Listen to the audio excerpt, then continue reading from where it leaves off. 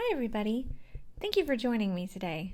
My name is Shandy Fry, and for my final course project, I created a marketing plan for the Gwinnett County Public Library. GCPL is located just north of the metro Atlanta area and is home to a little over 900,000 citizens with a brilliant variety of backgrounds and information needs. Fun fact, the first record of a library in Gwinnett County can actually be traced all the way back to 1907, when the Norcross Women's Club established the Norcross Public Library. Today, however, GCPL has 15 library locations throughout the county and close to 300 employees. The library featured on this slide is our beautiful Lilburn branch, which was rebuilt in 2016. GCPL's mission statement is supporting your informational, educational, and recreational interests with convenient, creative, customer-friendly access to materials and services. The vision statement is Gwinnett County Public Library provides resources and services that enrich and inspire our community. Both of these statements are truly at the heart of everything that GCPL tries to accomplish. In 2018, GCPL began the strategic planning process by hosting a handful of workshops, think tanks, and deep dive sessions. Working with community partners and any interested party, GCPL was able to create a new strategic plan that focuses on what library users really want and need. The four main goals of the new strategic plan are 1. Establishing the library as a community partner and resource hub. 2. Continually updating and changing library programs, collections, and services to reflect the needs of the community. 3. Continually evaluating the space, tools, and technology available to create a world-class customer service experience. And 4. Securing funding from a wide array of sources, both private and public. A SWOT analysis is described by Kuntz and Mann as a, quote, environmental scanning tool that reveals the state of the internal organization and key external factors influencing the organization's health and future, unquote. Here we have a quick analysis of GCPL's current environment. Among the many strengths of GCPL includes the ability to efficiently and productively utilize resources like staff, budgets, and materials. GCPL also has a really strong, consistent brand and a reputation for innovative and contemporary ideas. Occasionally, GCPL does face some difficulties with marketing specific branch services and programs, since there's such a high demand among branch staff to do so. Another place where GCPL might benefit from some improvement is to work on segmenting the community into specific markets. Finally, with 15 branches in a large, widespread county, internal communication can be difficult.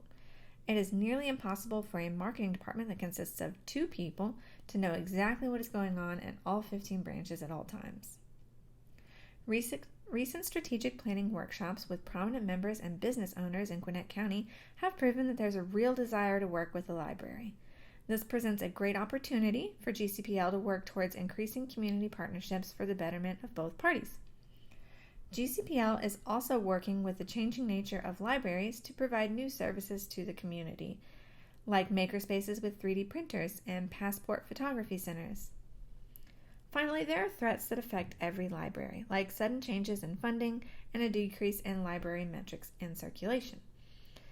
A third threat to all libraries that many don't consider is a booming economy.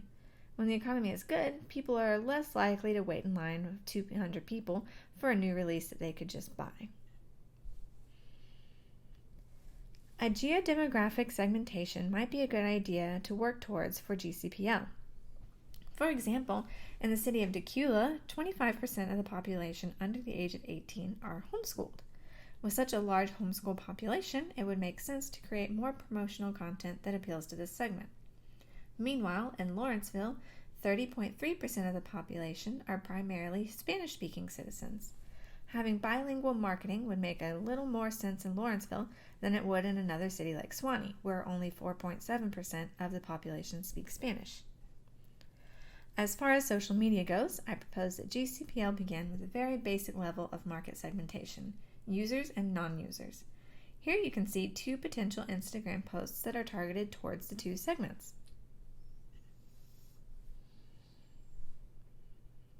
Based on market research and GCPL's strategic plan, I've developed the following goals and objectives. 1. Improve community awareness of the library.